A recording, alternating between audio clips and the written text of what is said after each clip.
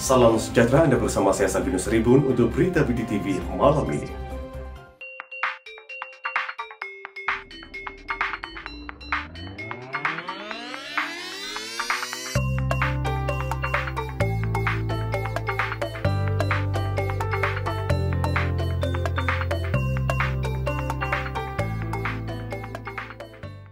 Sembilan kes baru COVID-19 dilaporkan di Sabah hari ini.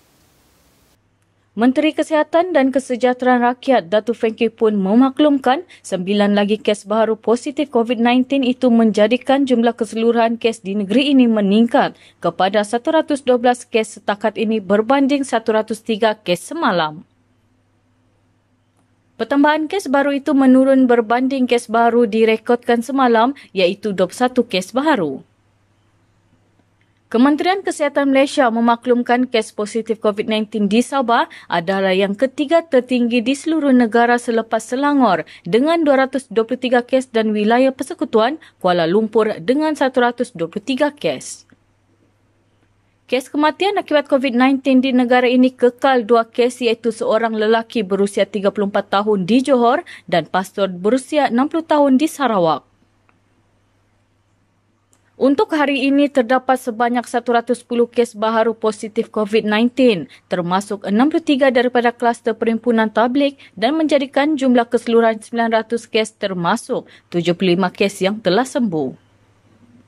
Sehingga kini 821 orang masih dirawat di hospital seluruh negara termasuk 20 orang di unit rawatan rapi. Sementara itu, Kerajaan Sabah mengecualikan penjawat awam negeri dan persekutuan dalam perkhidmatan penting negara daripada Perintah Sekatan Imigresen sepanjang penguatkuasaan Perintah Kawalan Pergerakan sehingga 31 Mac ini.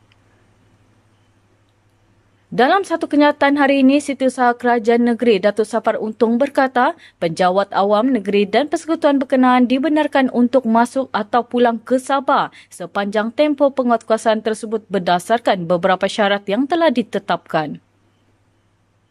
Katanya kelulusan itu tertakluk kepada surat pengesahan ketua jabatan yang dikeluarkan khusus setiap kali keperluan tugas. Datuk Safar berkata pengecualian Perintah Sekatan Imigresen itu juga terpakai kepada pekerja swasta yang masuk ke Sabah untuk menjalankan tugas penting tertakluk kepada surat pengesahan majikan setiap kali keperluan bertugas. Penduduk bukan rakyat Sabah termasuk suami atau isteri dan anak mereka dengan pemegang pas penduduk tetap Sabah, penduduk Sabah di bawah pas kerja, pas pelajar, pas lawatan sosial jangka panjang atau apa-apa perintah pengecualian juga dibenarkan masuk ke negeri ini. Namun ia tertakluk kepada kuarantin sendiri selama 14 hari serta notis duduk di rumah. Kerajaan Sabah memutuskan tiada sambutan Hari Raya Aidilfitri peringkat negeri tahun ini susulan wabak COVID-19 yang kini memasuki gelombang ketiga. Ketua Menteri Datuk Seri Panglima Muhammad Shafie Apdal berkata, persidangan Dewan Undangan Negeri pada 16 hingga 23 April ini juga hanya melibatkan ahli Dewan Undangan Negeri serta beberapa pegawai yang dibenarkan sahaja. Persidangan Dewan Undangan Negeri 16 April dan sehingga 20-23 April dan kita telah putuskan hanya adun-adun saja yang dibenarkan menyertai persidangan dan beberapa pegawai kerajaan ya tiada kawalan kehormatan jamuan semasa peresmian sidang Dewan yang ada. Bulan Ramadan dan Hari Raya Aidilfitri sembahyang tarawih di rumah masing-masing, tiada masjid sambutan Hari Raya di peringkat negeri dan Keputusan drastik itu diambil sebagai langkah mengelakkan penularan wabak COVID-19 di negeri ini. Sabah turut mengenakan sekatan imigresen kepada mereka yang bukan berasal dari negeri ini, di mana kemasukan dari udara, laut dan darat adalah tidak dibenarkan kecuali mendapat kelulusan khas daripada kerajaan negeri dan mempunyai pengesahan kesihatan yang membuktikan individu tersebut bebas dari COVID-19.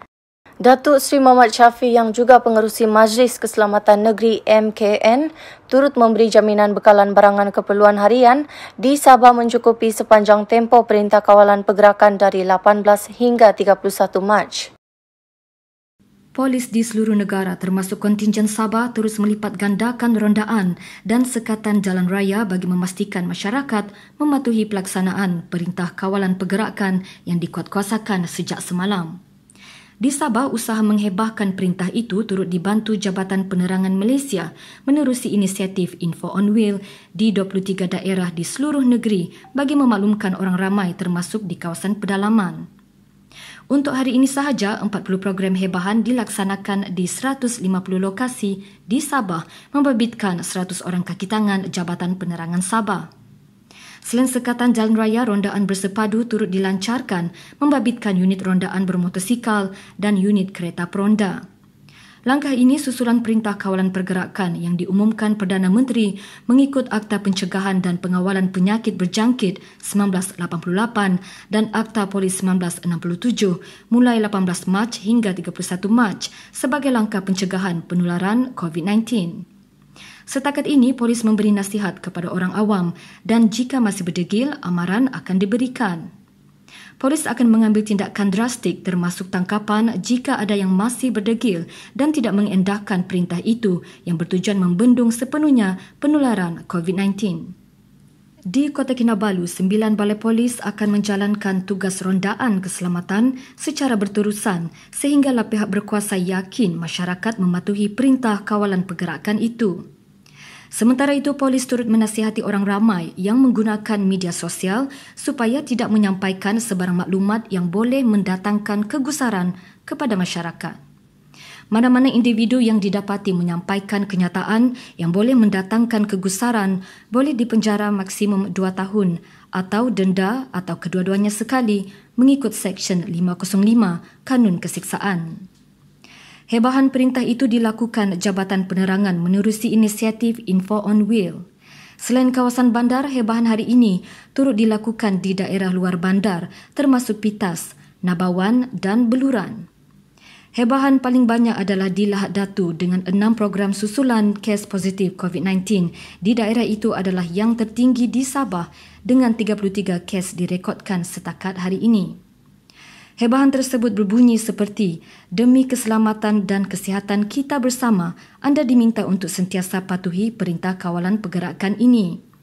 Pergerakan anda di luar rumah perlu dihadkan sepanjang tempoh tersebut, kecuali untuk mendapatkan perkhidmatan kesihatan, bekalan makanan dan menjalankan tugas bagi mereka yang perlu bertugas. Selain itu, adalah lebih baik kita semua berada di rumah untuk mengawal penyebaran virus berbahaya COVID-19.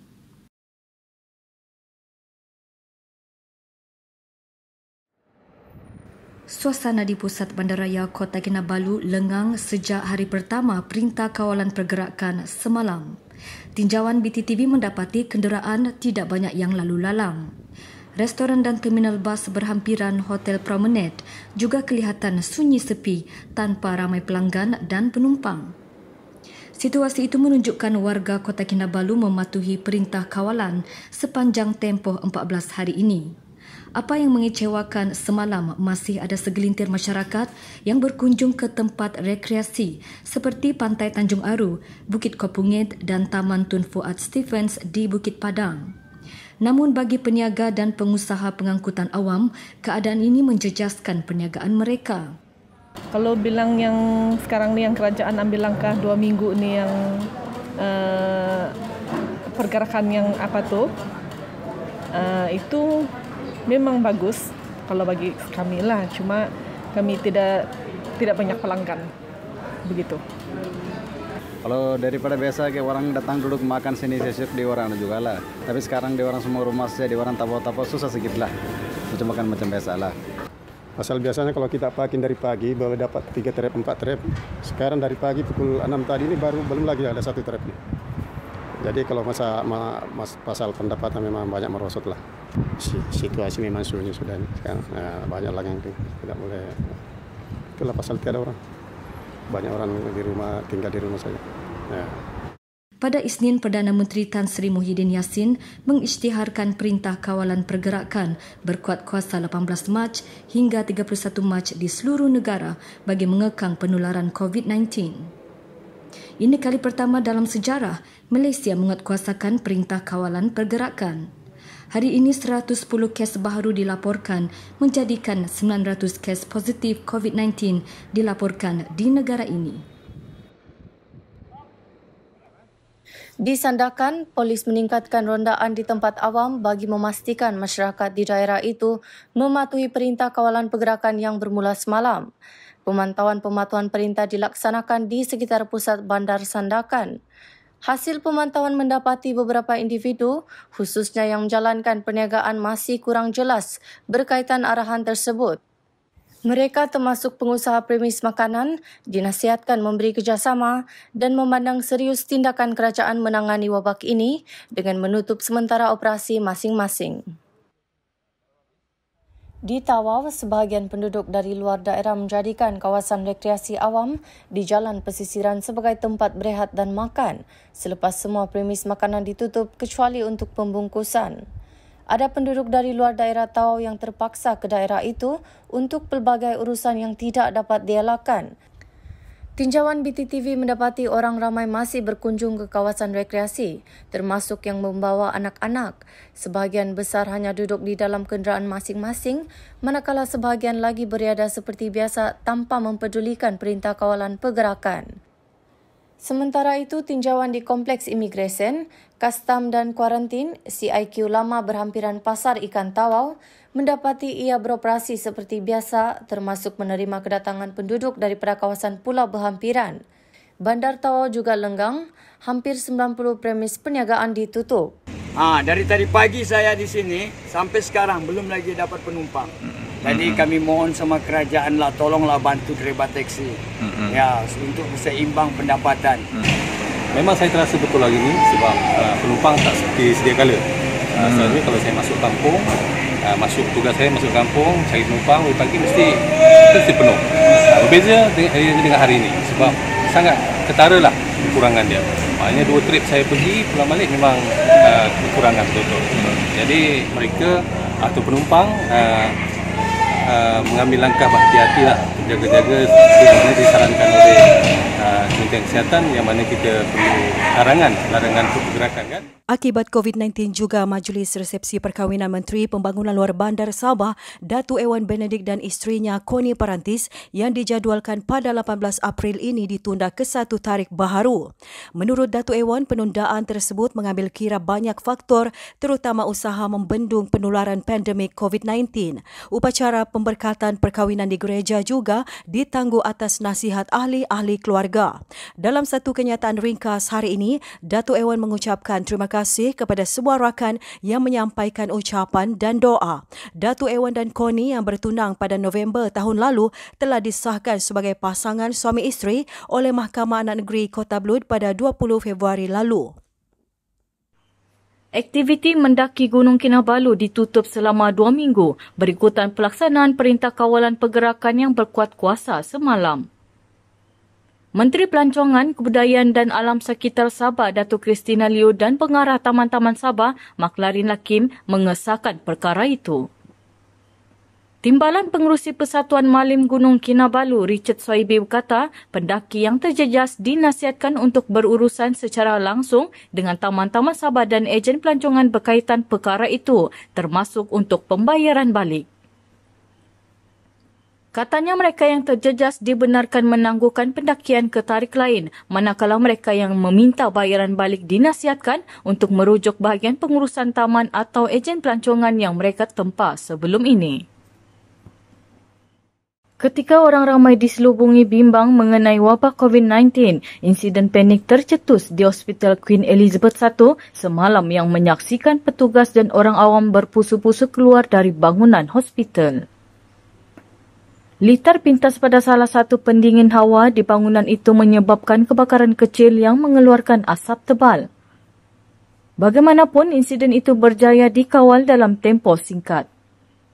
Kebakaran yang membabitkan gegulung penghawa dingin telah terpadam dengan sendirinya selepas kaki tangan hospital menutup suis dan kebakaran tidak melibatkan struktur bangunan. 23 anggota termasuk seorang pegawai dari Balai Bomba dan Penyelamat Kota Kinabalu, pihaknya bergegas ke Hospital Queen Elizabeth sejurus menerima panggilan kecemasan pukul 4.05 petang semalam. Sekian berita BTTV malam ini. Saya Salbino Saribun. Hingga kita berjumpa lagi.